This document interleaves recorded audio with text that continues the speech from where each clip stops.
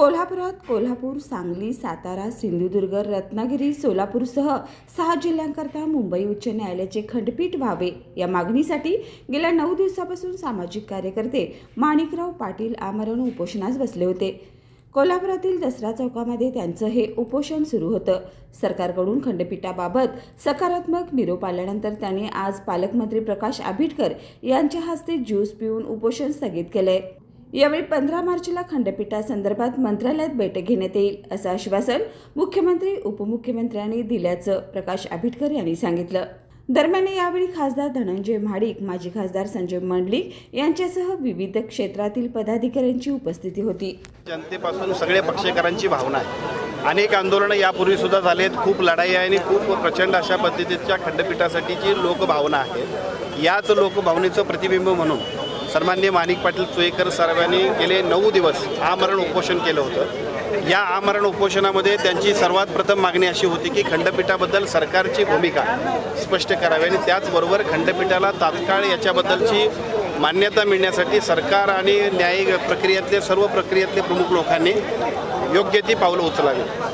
महाराष्ट्राचे मुख्यमंत्री आदरणीय देवेंद्रजी फडणवीस साहेब आणि दोन्ही उपमुख्यमंत्र्यांच्या कानावरती हा विषय मागच्याच कॅबिनेटमध्ये मी स्वतः आणि आदरणीय नामदार मुश्रीफ साहेब दोघांनी घातला. चंद्रकांत दादा पाटील साहेबसुद्धा आमच्यासोबत होते. आम्ही सगळ्यांनी सांगितल्यानंतर सरकारच्या वतीनं अतिशय सकारात्मक अशा पद्धतीची भूमिका कोल्हापुरात खंडपीठ होण्याबद्दल आहे याची स्पष्टता मुख्यमंत्र्यांनी दिली. परंतु त्याचबरोबर सन्माननीय माणिक पाटील चोईकर साहेब आणि त्याचबरोबर या आमरण उपोषणाला पाठिंबा देणारे बार काउन्सिलपासून ते सर्व सामाजिक संघटनांनी सर्व लोकप्रतिनिधींची मागणी होती की एक बैठक मुख्यमंत्र्यांच्या बरोबर व्हायला पाहिजे आणि कालबद्ध प्रोग्राम ठरवायला पाहिजे. त्याबद्दल सुद्धा मुख्यमंत्री महोदयांबरोबर आम्ही संपर्क केलेला आहे आणि मुख्यमंत्र्यांनी सकारात्मकता दाखवून 15 तारखेपर्यंत याबद्दल सुद्धा एक बैठक घेण्याबद्दल आश्वासित केलेलं आहे. ही बैठक ही भविष्यकाळामध्ये खंडपीठ तात्काळ होण्यासाठीची उपाययोजना करण्याची एक अतिशय चांगल्या पद्धतीचा प्रगतीचा टप्पा आहे आणि म्हणून आम्ही माणिक पाटील चोईकर साहेबांना सरकारच्या वतीने विनंती केली की त्यांनी उपोषण सोडावं. मी त्यांचा मनपूर्वक आभारी आहे, त्यांच्या सगळ्या सहकाऱ्यांचा आभारी आहे की आम्हा सगळ्यांची भूमिका त्यांनी मान्य केली आणि आज या ठिकाणी 9व्या दिवशी त्यांनी सरबत पिऊन उपोषणाची सांगता केली. उपोषणाची सांगता